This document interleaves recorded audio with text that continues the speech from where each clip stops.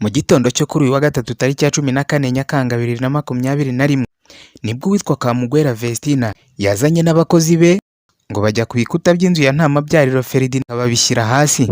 Ibi byabaye mu masaha ya saa 12 z'igitondo mu karere ka Kicukiro mu murenge wa Kagarama mu kagari ka Rukatsa mu mudugudu wa Mpinga ya Nyanza. Umugore wa Ntamabyariro wari ukiryamye mu nzu aratubwira uko byagenze. Mu gitondo tukiryamye saa 12 twagiye kumva twumva amateke arimo aravuga hejuru y'inzu. Tubyutse usanga abantu barimo kudusenyera bakubita basenya igikuta. Twabaza se ko mudusenyera ngo twahawe akazi. Ese akazi umuntu akabahaye ninde ko tutamubona? Ngo twebwe ngo ibyo byanyu ngo tubwiye ngo ntabwo bitureba cyangwa nuko batubwiye ngo dusenye. Ngo twese dukora iki? Mbyutsa abana basohoka. Tugeze hanze mbaza engineer ntese ko mudusenyera bimeze bite? Ati nuko byagenze. Ese shonye ko bujawe ari ngo ntaho hari turimo turavuganira kuri telefone. Ubwo rero twabyutse twicara aho ngaho nta kintu twari tukibashije gukora kuko byose twabyutse batagiye kubikora. Ntamabyariro Ferdinand wari waraye ku kazi k'ijoro yahamagawe abwirwa yuko inzu ye bari kuyisenya. Hano namaze imyaka 10. Namaze imyaka 10. Naje ngura hano aya mazu yanjye. Umuturanyi wanjye wabaga hano hirya ngaha ariho twaje gufatanya twubaka ikrotire. Turafatanya ubwo inzu yanjye ariko yesa iriho. Tufatanye kubaka krotire nza mufatiraho arambwira ati nta kibazo nawe ajya inyuma. Mu nyuma aza kugurisha. Aje kugurisha agurisha hasi ngiye naraguze hasi nk'imyaka nk'itanu. Agurisha n'uyu mudamu wahangaha. Baguze ntibaje ngo waduhamagare atese uyu muturanyi wawe hano ni igikuta n'iki yafatiyeho cyangwa se ngo abyumve ntiyamagana inzego z'umudugudu hani z'umutekano. Ubwo imyaka irashira. Umudamu aza kongera mu nyuma arambaza ngo se ngo iyi nzu wafatiyeho ngo ni wawe cyane iwanjye? Ni iwanjye ariko hari gukubika twakoranye na nyirubwite. Ngo okay ngo bambwiye ko igikuta ngo ari icyanjye. Icyawe se kuba guze ndi hano kansanga hano mpamaze imyaka igeze muri 5 6 wigeze umpamagara ngo utubaze? Nuko arangije afata igiyewe icyo nkora no ati ndasenya. Ati wowe ndashaka uri muri inzu yawe ndasenya. Uganda ejo ndaraza arasenya kandi akakuta ndamwihorera mpamagara inzego z'ubuyobozi. Barambara mwandikira kugira ngo ajye kurega. Aho kugira ngo kujya kurega ngo aze tutuburane. Uyu munsi nibwo yagarutse naraye mu kazi. Ngiye kumva numva engineer barampamagaye barambwira ati se ko wa mudamu azanye abantu basenye avanye ku ndege babafune n'abayede urahari? Ntabwo mpari naraye mu kazi. Mbonye ubwo ari saa 12 n'igice. Ngiye kumva madamu na barampamagaye ati rega hano barimo rasenye batangiye gusenya. Okay nta kibazo ni mumbihorere. Mubihorere basenya. Ntigewe icyo nkora reka mpamagara inzego z'ubuyobozi ndi hano ku karere. Naje kwiyambaza inzego z'akagari n'umurenge yewe n'iz'akarere harimo n'abahageze bake. Ubwo baraza barareba n'abandi bayobozi hano mu mudugudu. Nibwo bahise batubwira ati okay wejya kuri polisi tanga ikirego ibyo twukora twabikoze. Ahasigaye igitifu hagari akora raporo ahagarika inyubako. Uyu mudamu nawe nyirubwite yahamagaye zinze abantu basenya bamuhige kuko telefone twayibuze nta n'ubu ntayiriho. Nta telefone iriho nawe engineer nta telefone ntayiriho. Barahamagara barabura. Ese umuntu haza gusenyisha ibintu atanabihagaze ruhande. Nuko byageze. Ubwo ntegereje igitifu hagari bwo yakoze raporo agiye gukora yakoze raporo yo kumuhagarika. Nanjye ubwo niba ngombwa bamushakishe aze avuga ikibazo gihari. Niki bakeka ko cyaba cyishe nyuma y'irikwa ry'ibikuta by'inzu ya Ntamabyariro amaze imyaka myinshi atuyemo n'umuryango we ndetse hariho n'umuryango ukodeshwa. We ngo aravuga ngo hano ngo niwe ngo nubatse ngo umukwe kandi we yaguze nyuma yanjye yewe hano mamaze imyaka 10 vuba dumaze nk'imyaka 5 yamaze imyaka 10 yasanze izi nzu zihari. Sinzi icyo ashaka niba ari amafaranga avuga ko afite amafaranga menshi.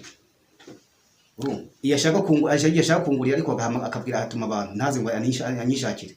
Baza kumbwira ngo bame $8,000,000 ahantu bampaga $20,000. Ubu ngo hageze muri $50,000 cyangwa 40 make. Anyimura senyere wenda akora ko afite amafaranga niko wenda abishaka kuko yabonye ko ngiye ngo wenda namunanije akashaka kunyimura kumbaraga ariko nta n'ubwo yiza nambwira nta n'icyo yigeza nsaba. Abakodeshaga mu rugo rwa nta mabyariro basenyeweho inzu batangajwe nuko bahirikiweho inzu nyamara batategujwe. Twumvise mu gatondo ka kare tukiryamye haza abantu baciye inyuma bariko barasenya urukuta, turababibaza ati siko mu rusenya harimo abantu canke mwavuganye na nyine igipangu, aratubwira ati mwebwe ahubwo tugiye gusenya muvanemo ibintu. Turabasaba umwanya mukeya nyine wo kwegeranya ibikoresho byacu ko hariya hose harimo ibintu no ngaha, turabanza turabasaba umwanya barawutwima bakomeza basenya. Natwe ubwo rero ntitwari kuguma mu nzu ngo bitugwe ko twaciye tuvamo turasohoka tugenda. Twari tuzi yuko inyoni igipangu ni we wenyine ushobora kuza kutubwira ngo muve mu nzu basenye, ariko we yarari mu kazi nawe yasanze bamusenyeye. Ntibyumvikana abantu bashobora kuza bakamena inzu, nawe bamumeneye inzu. Urumva tugira ikibazo c'aho turara kandi tutiteguye, turumva kuvanamo abantu gutyo mu nzu ibyo bintu ntibishoboka.